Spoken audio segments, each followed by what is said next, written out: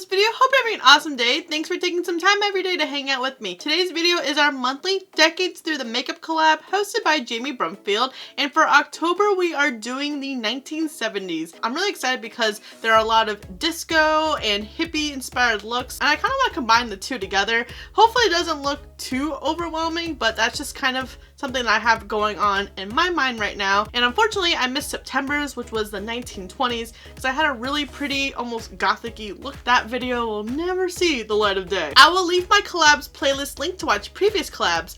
And if you're visiting from any of the channels, welcome. Thank you so much for checking me out. I hope you subscribe and give this video a like before you leave. Surprise, surprise, I have my Be Perfect Cosmetics Stacey Marie Carnival Volume 1 palette. I'm thinking of doing like a chain of flowers around here, and then having a very bold, glittery, metallic-y silver eyes on my lids for that disco effect. And then hopefully I can find a bright lip.